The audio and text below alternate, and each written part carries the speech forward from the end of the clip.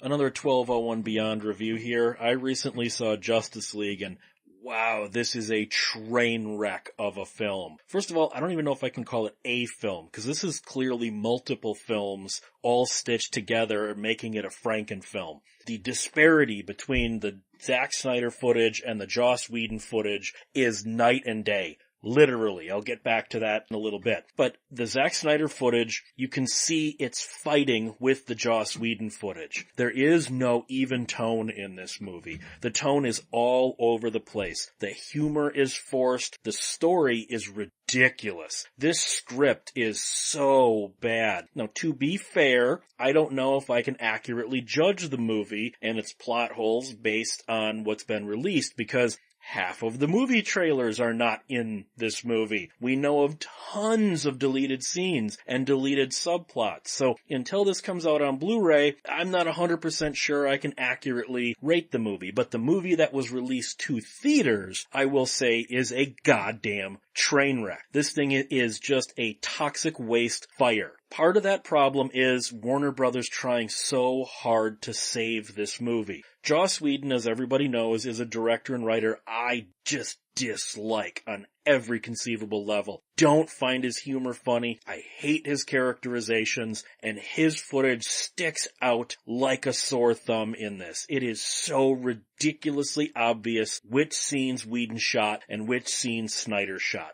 I can almost say with 100% certainty that every frame of Superman in the released cut of the movie is from the Whedon reshoots. 1, because of the lighter tone, and 2, because of the creepy CG upper lip due to the mustache removal. Every shot of Superman's face does not look right. So I'm gonna wager that not a frame of Zack Snyder's Superman footage made it into this movie. That said, the Joss Whedon stuff just isn't funny. The pop culture references, the weird awkwardness, the just beating to death of the Whedon style jokes, like being brought back from the dead is itchy. Oh hey, you did that on Buffy and Angel too. Oh, that's a Joss Whedon thing. It wasn't funny there, it's not funny now. And that's not even bringing into account massive plot holes and just stupidity all over the place. Then you've got a villain straight out of a PlayStation 3 game. He looks like, every scene with Steppenwolf looks like I should have a controller in my hand ready to skip cutscene. The CGI is terrible. The character is generic as hell. His quest is generic as hell. Nothing in this movie has any originality. You can see how much unoriginality it has with what they do with the characters. Every time the movie gets backed into a corner, look, a joke! There's one scene where after they bring Superman back to life, the mother box is the thing they absolutely have to protect. That's the sole reason they're doing this. They just leave it unattended and they walk around congratulating themselves. Boom, tube comes down.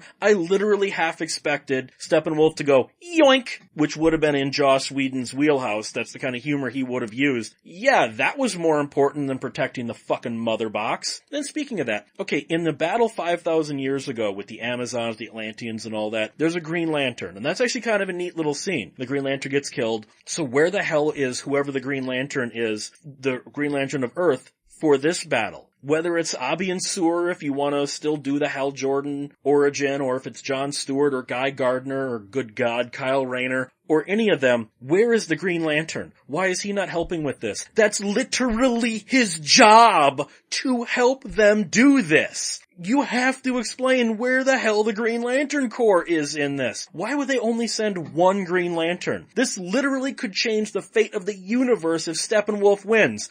Just send one guy. We don't need to send the whole damn Corps. Other major plot holes. Apparently, secret identities don't exist anymore in this universe, or no one cares about them. What about Clark Kent as Superman? They are literally in a crowd. There are police officers all around them. Civilians. These are people who are not superheroes. And they keep calling Superman, Clark, remember who you are, Clark. Clark, do this. You're Clark Kent. Well, I guess he doesn't have a secret identity anymore. Oh, wait. Also, they had a public funeral for both Superman and Clark Kent. Clark Kent had his the Daily Planet, etc., etc. Superman's back. Okay, that the public can maybe buy. He's not human. No one's gonna question that Clark Kent, who yes, we see is Clark Kent, back as Clark Kent in the very end, right before the credits. No one's gonna go, hey, wait a minute, that Clark Kent guy, he came back from the dead at the same time Superman came back. And all these people were calling Superman Clark. Wow, I wonder if these two things are connected. When Batman is going to try and recruit Aquaman, Aquaman keeps calling him Bruce Wayne in a crowded bar in front of other people and then talking about how he dresses like a bat.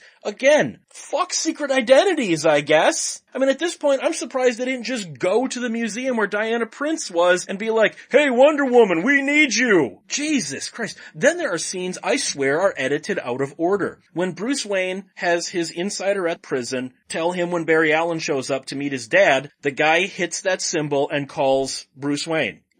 Bruce Wayne still does 20 more minutes of stuff in the movie before that call comes through. Were those scenes supposed to be in the different order? Because that would make more sense than the way they're edited in this. Then let's talk not just about the mustache thing, which is creepy enough because it's obvious. They literally lightened many of these scenes. There are scenes you can see clearly take place at night in the trailer. Now they take place during the day. All the buildings have lights on. The street lights are all on. The headlights on all the cars are on because, fuck it, we're just gonna change the sky to light and that it's daytime now. I guess this is Warner Brothers' version of day for night. Then there is the whole thing that kicks this plot off. Why would the Parademon, even at the beginning, leave the impression of the mother boxes, which is what Bruce Wayne now finds? Hey, these look like the things in Luthor's notes. Why would they? None of the other Parademons leave this. We see Parademons get killed so many times in this. None of them leave the impression of a mother box pattern on a wall. Why did this need to be there? Shut up, because it needs to move the plot along. Quit overthinking this. That whole family at the Chernobyl site, why were they there? Other than to give Flash something to do. They serve no purpose in this film. This whole movie is like this. There are so many pieces that serve no purpose. How did Cyborg get access to the Batcave's camera system when he's pulling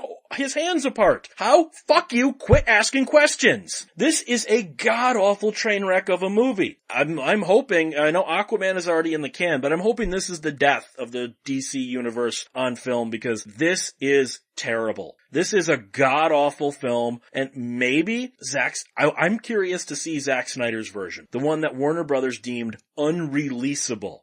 I want to see that. I want to see if that is better than before the Whedon interference, and that's what I consider it. I also want to say fuck you to what is arguably the worst cover of Leonard Cohen's Everybody Knows I have ever heard. This is actually worse than the Marilyn Manson cover of Ministry's Stigmata in Atomic Blonde. This was offensively bad. If you wanted a female slowed up version, go with the Concrete Blonde version. This thing is a goddamn abomination, just like this movie, so I guess technically it fits. I hated this film. I will check it out on Blu-ray because I'm curious to see if maybe the obvious hour of footage that was cut out of this does make a difference. But I'm gonna say probably not. Even with Batman vs. Superman, that was terrible in the theater. The extended cut on Blu-ray, it wasn't as terrible, but it was still pretty bad. It just filled in a few of the plot holes and things that don't make any sense. So, Justice League, fuck this.